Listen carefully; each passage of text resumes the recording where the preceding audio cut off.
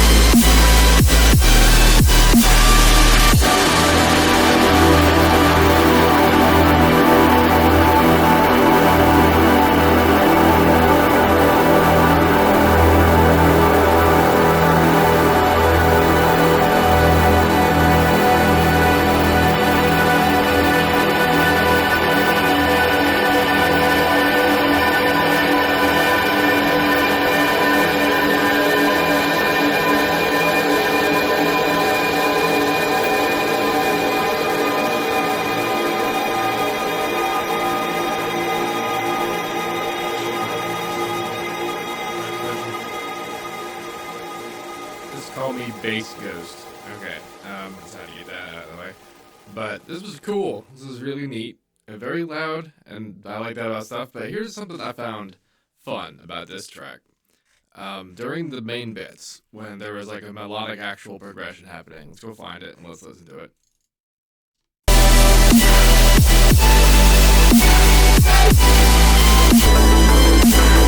This is what I meant. There's so much happening here that I can't really see the lead.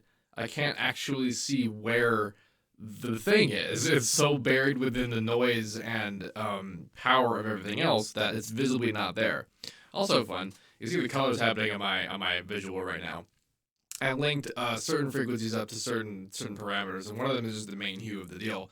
And you saw how when it gets quieter, essentially I get kind of bluer, and then when all things are kind of on, I get real red. And when the track is on maximum, I pretty much stay red. But then whenever the snare hits, just a teensy sliver of blue kicks in. And it seems kind of weird, and why is it doing that? And it's because, again, this track has so much incredible pressure on all frequencies all the time that this snare, kicking the duck this hard, actually it has lower level than the track does normally, which is enough to get the blues back into the thing there, which is sort of funny. That's like, because I was actually kind of like, is there another band up there that I'm missing? I also had this hooked up to react to my voice also, just because it's real slow reacting to the visual, so obviously you would be able to see any kind of reaction out of it. My mouth, it looks like my mouth's not moving, which is I mean, come on. I have to hold it open for like a minute. So I don't know about this effect. We'll see what other crap I might come up with for other ones. I might just use the VTRs as like an excuse, like just a place to put the experiments I have for these. Anyway, good track, Xeudo Code. Fun little thing there. The mix was like it was one of those two good situations where you put more things together than were probably a good idea to do because you left so little room for the definition of the thing you wanted to do. Insofar as that, like, this wasn't just straight trancey, like, stabbed together, like, saw waves. There was some texture and motion modulation that you wanted to get across. And the more detail to a thing you want to have heard, the more room there has to be for things to actuate. Not just, like, at total level, but, of course, spectrally. But this contribute overall to the total level. So there's that limit. Coming up next, we have Can't Escape Test, who also, I assume, the actual track's name is Can't Escape. Unless you can't escape the test, which is similarly kind of an anxious-y vibe to a title called Can't Escape. Ozicks Booking. I totally thought your name was Ozicks, and I actually kind of thought that was a rad name. Ozicks is still pretty rad, but Ozicks, it's pretty good. Let's work and see what's up. Here comes this.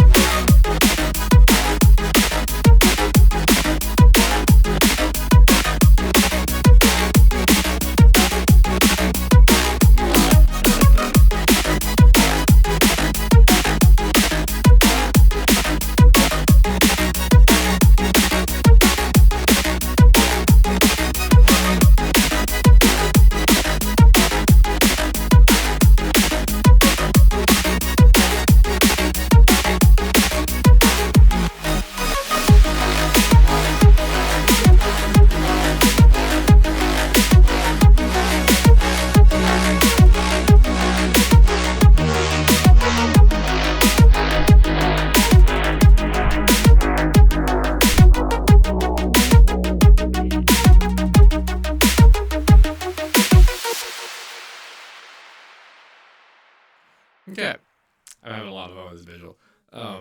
This fine example of a structurally good this is an example of a track that I would have made back in the day, and someone would have told me that this was a good start, and I wouldn't have known what they were talking about because it seems to meet the technical requirements, the things that are the stuff that is technically what I'm trying to do in a way that you might even think you know that this isn't totally what you want to hit, but you're not totally sure why because again of all those things I just said.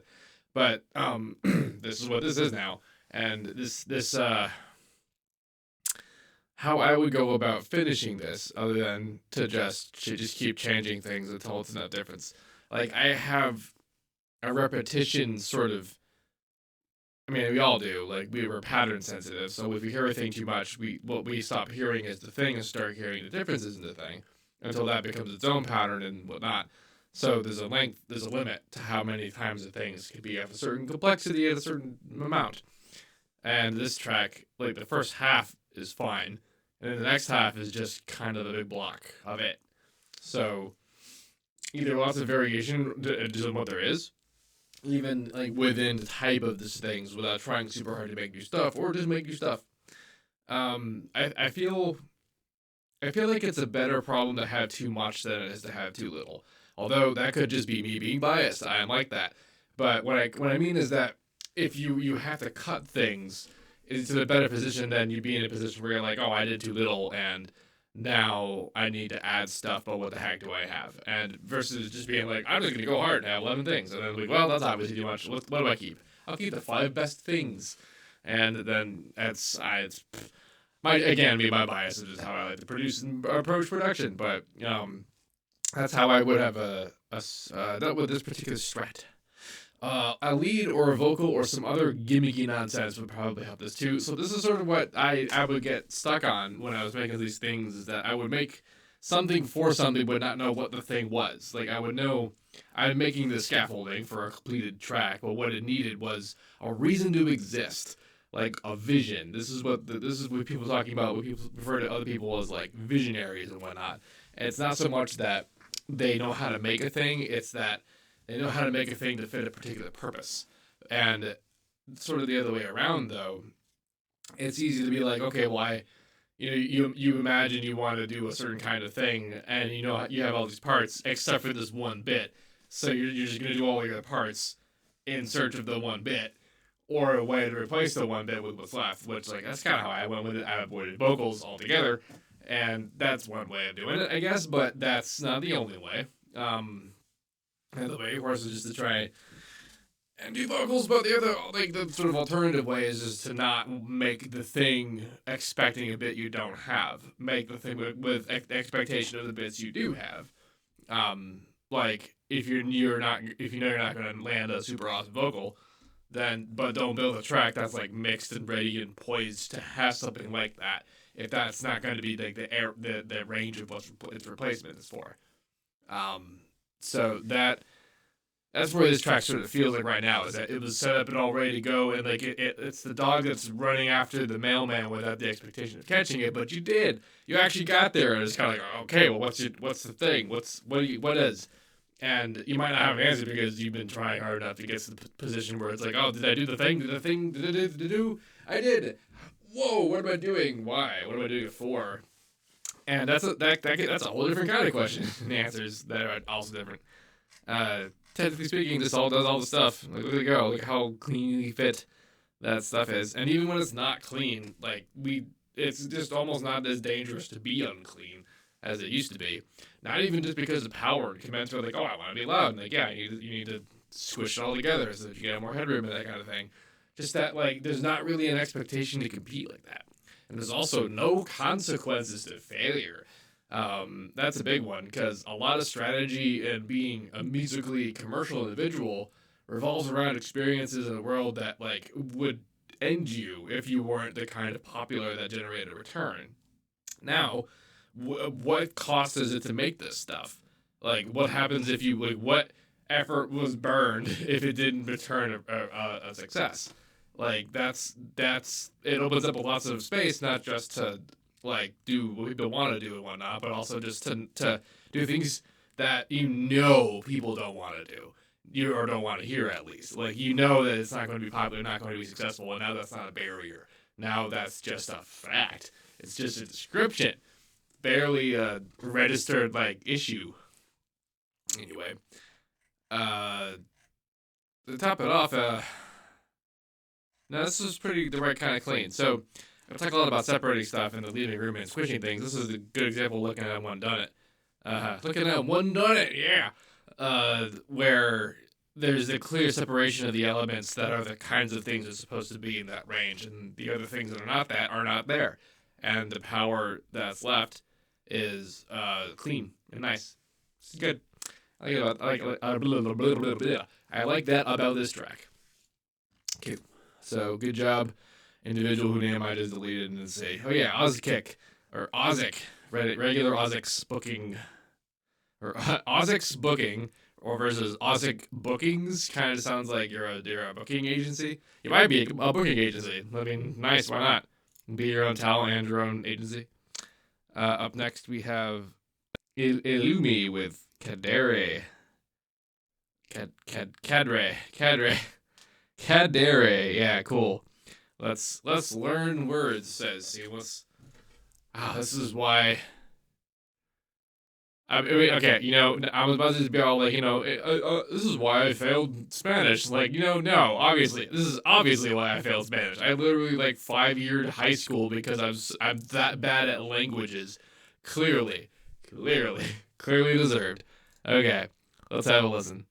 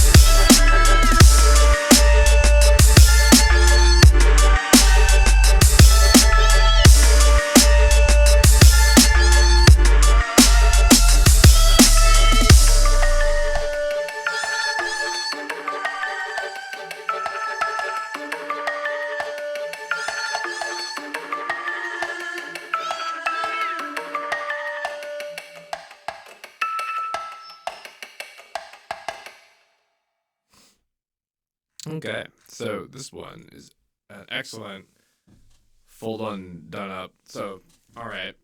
It is basically the same thing twice, but I don't totally have a complaint with that. Only to say that I don't know that it's super necessary to do this sort of thing now, though. So I'm there's this fight you have when you make a thing and you're thinking, oh, cool, it would be nice if I had more of it, but like I either don't want to do the work of making it a varied enough thing to happen to do twice, or it just doesn't work. Like any other new thing or new change you make just seems wrong and not better.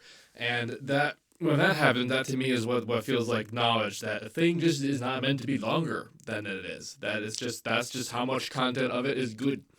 And that's fine. Like this track, if this was half length, just straight up cut in half, I would be like, this is flawless. Nothing about this is wrong. Everything is great. But like because as long as it was, I have to talk about like things like repetition and getting bored with it and like how the mix maybe like wore on. But like if it wasn't like that, if it was half its length, that all would have been fine because that's I feel like what the content I keep saying. Like, what does that mean? Does that necessarily mean things like frequency content? Like, is that kicks and snares and basses and stuff added together? Or is it like what else am I talking about? I'm not totally talking about that. What I'm talking about is, like, what kind of song are you making? There's a detention maybe to make, like, the longest, biggest, epic, super coolest thing, right? The track with the longest DJ intro and outro and, like, perfectly matching bridges and breakdowns and lengths and full 32-bar drops, like, that kind of thing. Like, sure, some stuff can do that. Some themes and epic calls and backs and vocal stuff has enough content to work over those lengths, but some things are just short jibs, just short little riffs that don't really need that whole treatment, don't need the whole super done up deal, and sometimes just straight up can't survive it. It's just a riff. It just sounds good short. This is something you get really used to in metal. When you work on just use jam and like you record stuff and you're like, oh, this was a cool riff. It's like, okay, cool. Can we do like 40 bars of that? And it's like, no, they get old real fast. And that's where you get those like 40-second interludes. This one would have been fine as just like a that. Other than that, it was pretty clever and straightforward. As like, I'm struggling to call it straight up good just because all of these are very well done intentional choices. I don't know that like anything about it is wrong other than I would just go harder on things that I'm sure you could have, or just perhaps chose not to. Like for example, how hard this snare hit could have been a kind of a different deal. Like I like to sidechain things a little bit harder. Like almost the way we've been looking at some examples of what I like to do in sidechaining, which is to kill just about everything. Like that interesting phenomenon of the track that was more powerful than the snare, yet still bowing to its pressure, because it's being automated. But the whole point is that it has the effect of largeness. On top of that, though, there's other things like listen to the air on the snare in this bit, or kind of intense lack thereof. And that is that there isn't air happening. There's definitely air, and there's definitely like textural presence around the snare, but it does none that feels like it's from the snare. There's those higher belly assembly things that are doing the job of filling up the spectrum, but it doesn't feel related of the snare itself. And that like I would have pushed like a thought of this guy's as an effect out here a little harder, as opposed to how clean it was to have it be so alone here. Excuse me. I got the vaccine today, the second dose. I had the last dose 3 weeks ago, and I'm short of breath because I have my door shut back here because that's how I'm getting my nice clean skin tone mask happening right now, so that you can see it. But I wonder if I'm just short of breath because of that business. Anywho, this was an excellent track. Good job, Cadere. And I have my list of names here of who did this. Yes, Ellumi. Ellumi. Nice name. Up next, we have Hoodoo Blonde. Yeah, with Cycle Through. I hope this is the right one. Some of these are copies because I have had the submission form for kind of a long time, and people have submitted and then resubmitted. I hope I have the right ones for some of these. I might not. Apologize in advance. Anyway, but here comes some of this.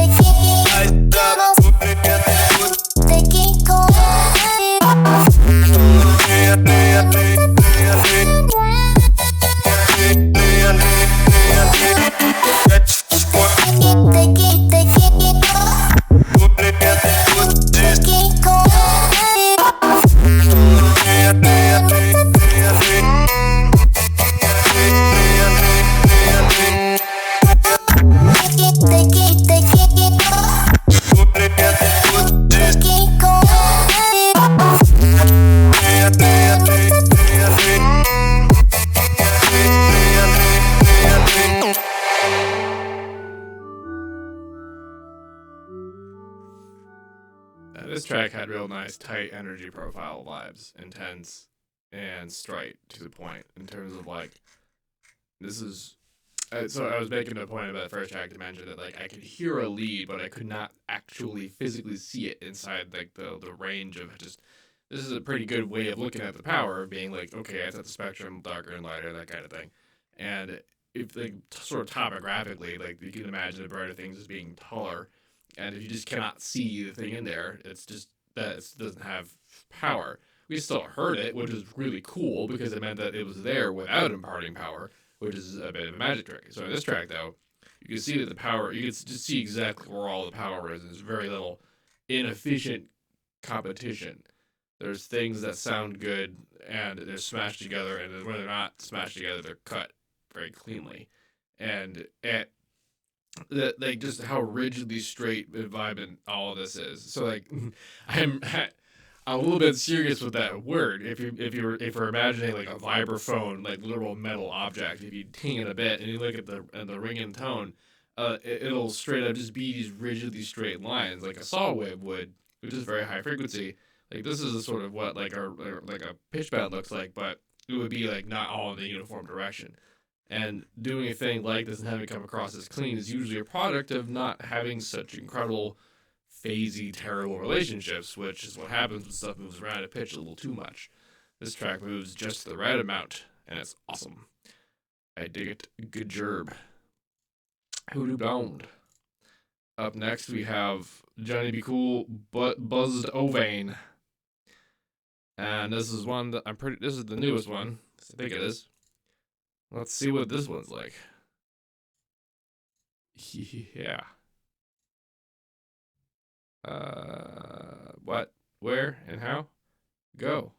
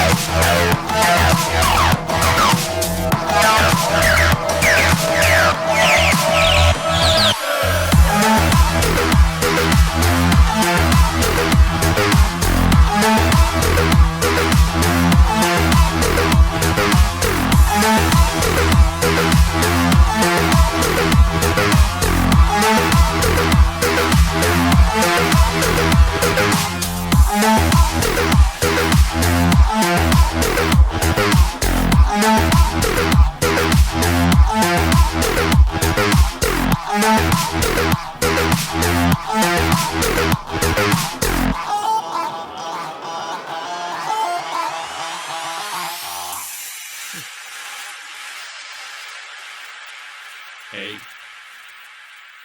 Alright, I dug the majority of this until it got to be about here, and then got, like, the long end of tooth syndrome.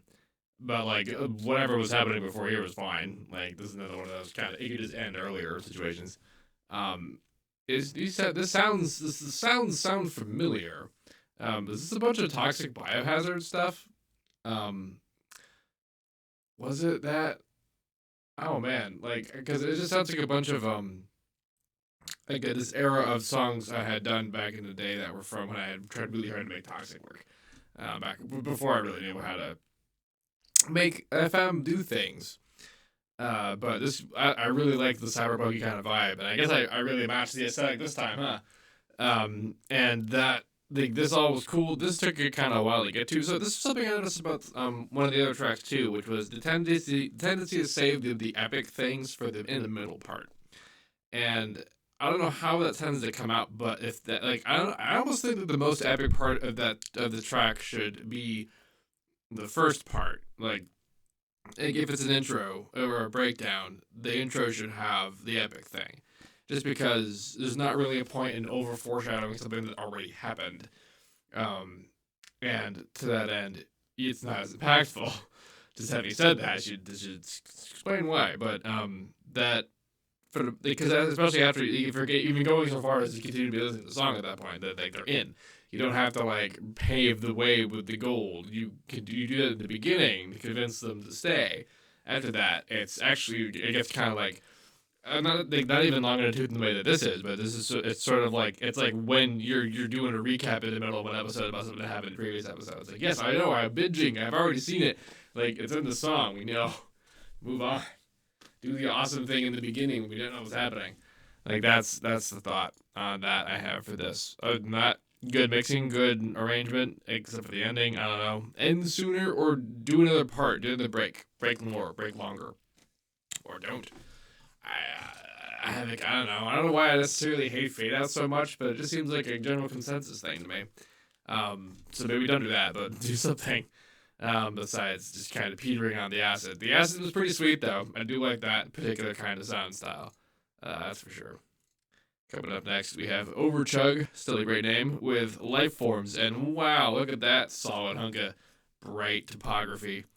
Let's see what this sounds like.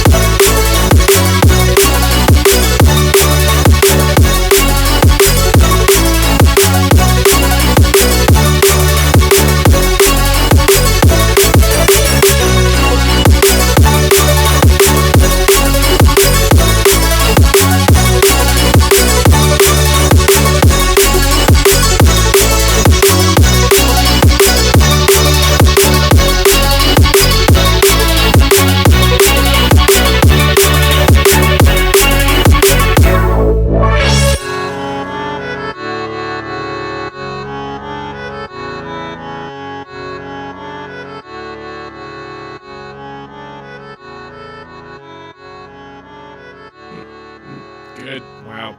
So this track was like half weird, half brilliant.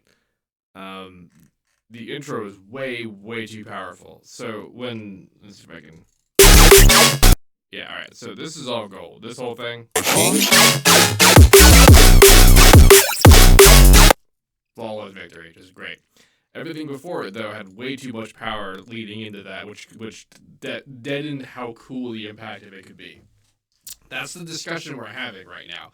We're not necessarily talking about the nature of the mix at all. Just that what the drop was good. That's great. That's so great that now we have that the only thing that can be bad about the song is what everything else is doing around it. And that's what we had to talk about here for this. It's way too full force on this whole thing, and mostly it's just the lower you go, the less power I would have on things in the intro until you get to the drops. So that when they are full force, it's just wow, it's ridiculous.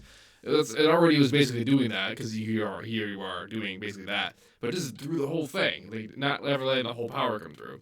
And then we also have to kind of do a reduce and build up here. This is sort of the point of a breakdown, is that you come off on the break on the power on the amplitude per second. So, like they were talking about topography, right? Like this is all very tall, high energy coming in very quickly over the beats. And during this big moments, like the very high charged, high depth definition moments, it's awesome. It feels really cool, but you get fatigued by that. And the longer you have to like kind of sit through it, the more the next bit of it is now just a question of relativity and not a matter of absolute, actually the level you're putting out, which is the impressive thing. So we have to come back down to reality before we come back up again to awesome. That's the only actual change this track needs. Everything else about it, dude, like how long it is, how it gets there, what it does to get there, what it's doing, all great stuff. Good. Good. Okay, I hope you guys liked this today. I hope this worked out. I don't know if I'm gonna keep this effect at all. I wanted to come in and do this whole like integrate all the visuals in here, but I'm having a hard time getting screen shares involved in with the XEG, the ZGE stuff. NDIs are things, and I'm going to work on them, and I'm going to work on stuff. But also coming up is a video about how to do masking, to do this sort of thing on purpose. If you have any questions about that, please let me know. Or this, please let me know. If you want to submit a track to the thing, there's a link in the description about how to do that. Don't forget to like, comment, subscribe, and all that fun stuff. And as usual, have a nice day. See you next Wednesday when I'll do this on time, on purpose.